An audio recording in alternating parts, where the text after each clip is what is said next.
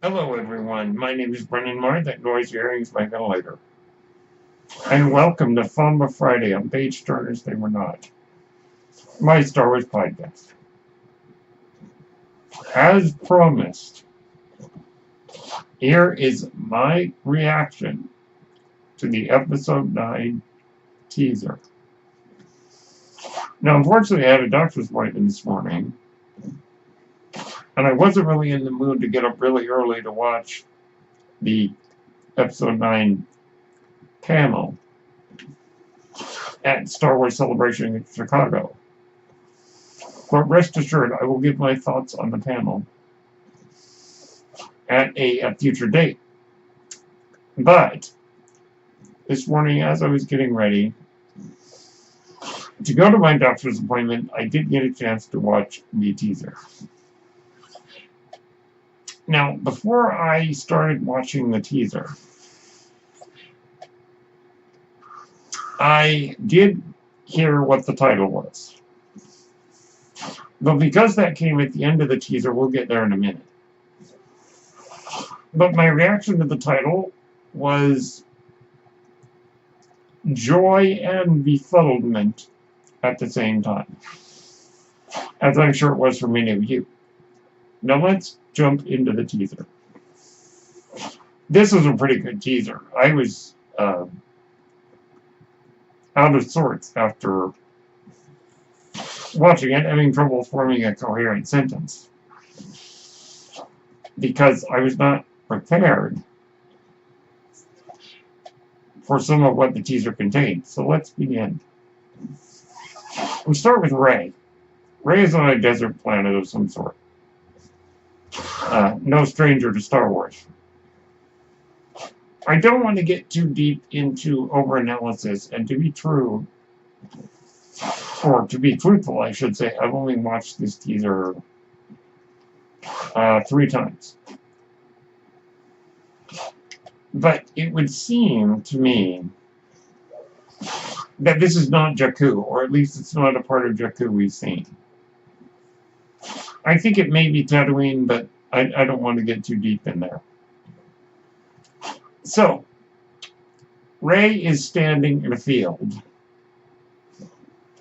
an open space of desert, as the sound of a TIE fighter gets closer. She, of course, activates Luke's lightsaber, which it would seem has been rebuilt, because the last time we saw it, it had been cracked in half. And a TIE fighter, which looks a bit like Kylo Ren's ship, starts coming toward her. Oddly enough, not attacking from the sky, but driving along the ground. And not shooting at her, also. Rey turns around, and as it gets closer, she performs a backflip over it. Now, I may be wrong, but I don't think this is Kylo Ren's TIE fighter, or at least if it is, it's had some kind of paint job. Just because the color scheme, it's red around the cockpit, which I seem to recall that Kylo Ren's was black. But I'll have to go back and double check that in The Last Jedi. So we get that, and then we cut to what we hear. Well, actually, if I can back up just for a second, one of the things that was said, the first tagline that we see, is every generation has a legend, which I believe is the same tagline from the Phantom Menace teaser. All those years ago, 21 years ago now. Or, oh gosh. Yeah, 21 years. And then we cut to, we've got, of course, the classic Star Wars music. The Force theme, I believe. And then we cut to Leia's theme, oddly enough. And we see a spaceship flying toward what looks like a snowy planet through some storms. In fact, I'm just going to replay it here with the audio turned off and give you a sort of play-by-play analysis.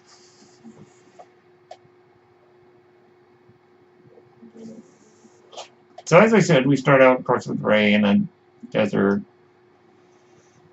Let's see.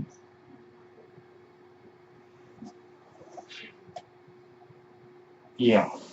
And she backflips.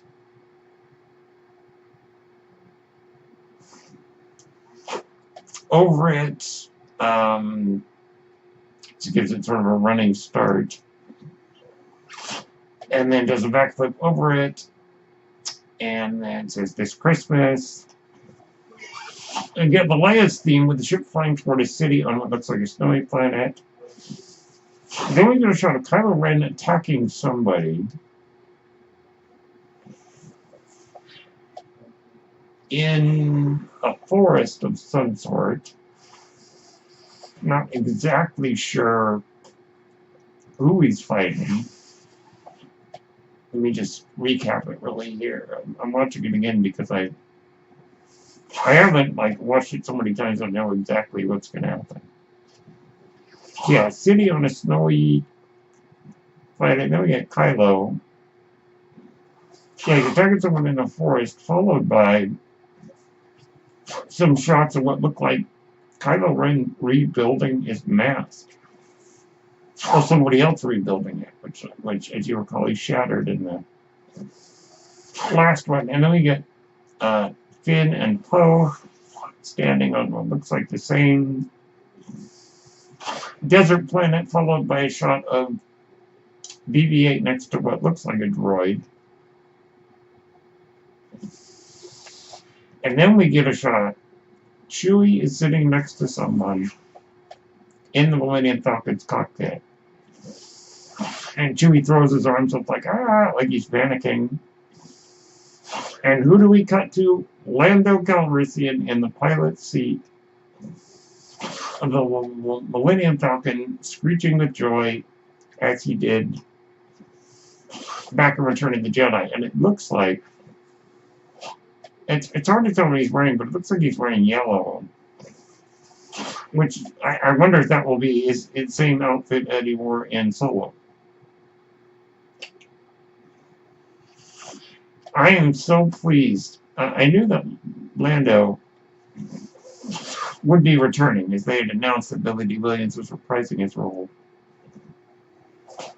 And I'm just so excited to see him in such a heroic pose.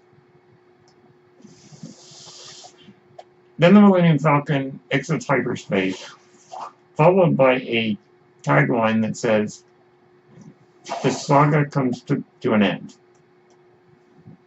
Interesting. And then we get a shot of a desert world, presumably the same world, with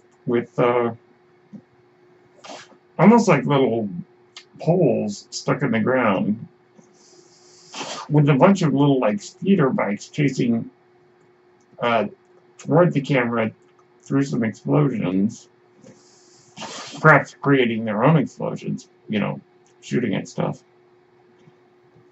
Followed by a shot of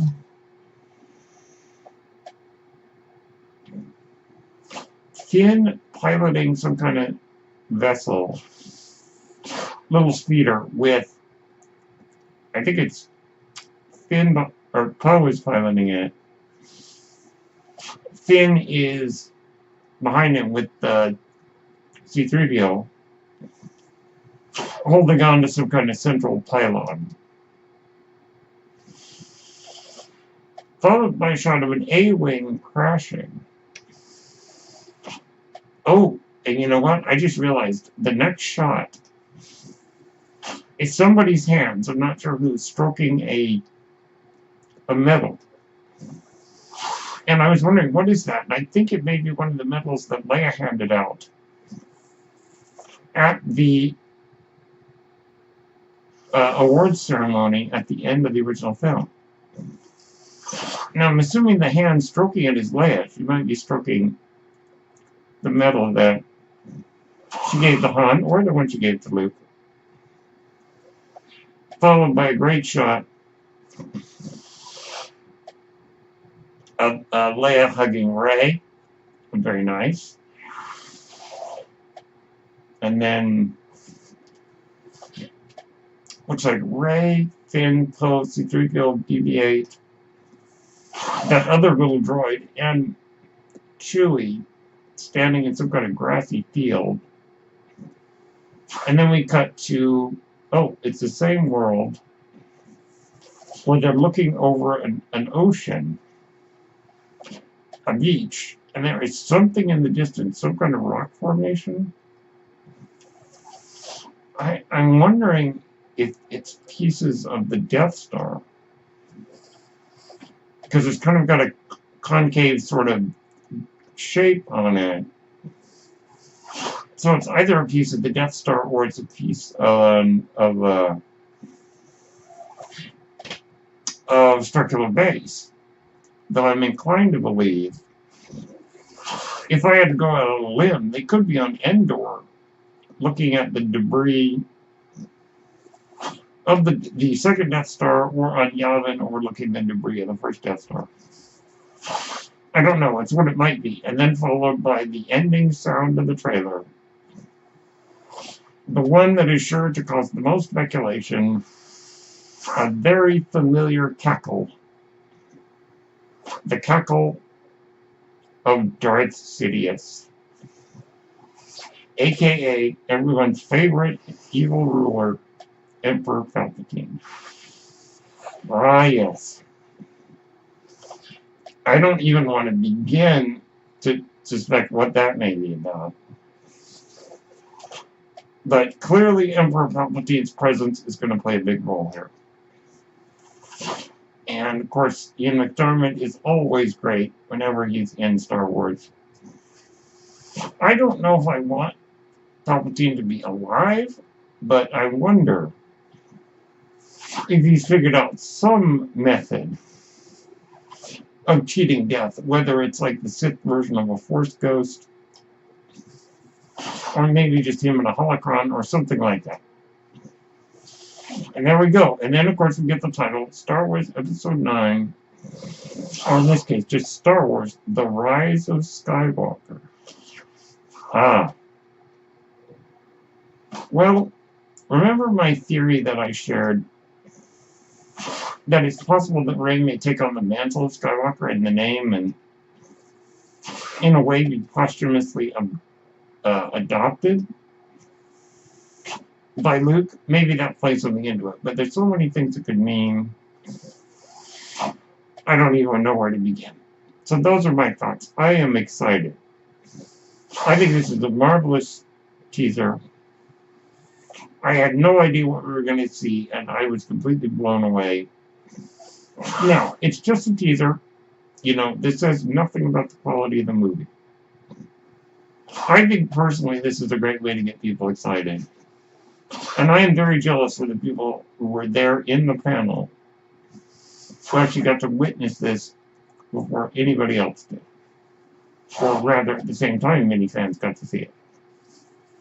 So those are my thoughts on what I think is the most exciting day in recent Star Wars memory. And those are my thoughts, and thank you for tuning in to Fun Friday on Page Turners They Were Not, my Star Wars podcast. Let me know what you think, and may the Force be with you.